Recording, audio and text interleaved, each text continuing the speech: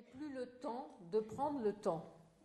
Vous devez savoir où vous vous situez.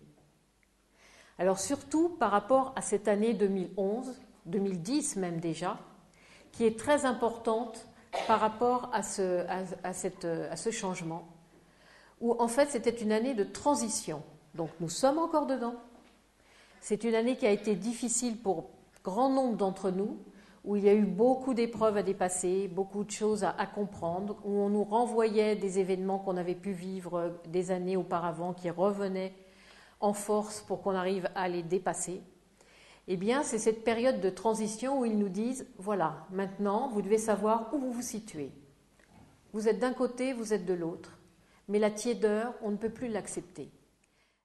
Et donc, beaucoup d'âmes ont dit qu'elles préféraient partir avant. Voilà pourquoi, cela nous a déjà été annoncé il y a 3 ans, on peut déjà le constater, il y aura de plus en plus de départs dans les temps prochains, il y en a déjà pas mal, il y en aura de plus en plus.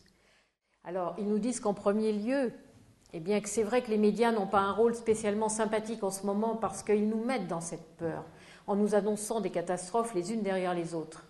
Et ils nous disent, ou bien vous pouvez les entendre et prendre le recul nécessaire. Si vous ne pouvez pas prendre ce recul, eh bien vous ne les écoutez pas. Et ils nous disent, alors là maintenant, le côté victime, vous allez commencer à bannir ce mot-là de votre vocabulaire.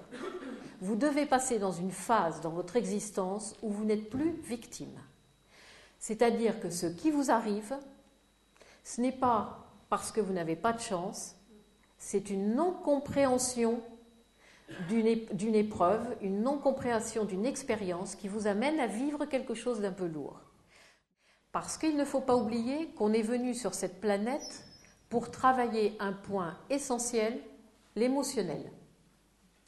Donc, quand on est dans une situation difficile, eh bien automatiquement, l'émotionnel prend le dessus.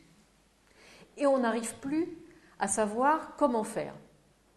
Alors, ils nous disent, tout en restant actif dans votre vie, imaginez-vous quand vous êtes dans une situation où vous n'arrivez pas à trouver le dénouement, où vous vous demandez comment vous allez arriver à trouver le dénouement, eh bien, imaginez que vous êtes dans une salle de théâtre et que vous êtes en train de regarder une pièce et que cette pièce, en fait, c'est vous qui la jouez et que c'est la situation dans laquelle vous êtes.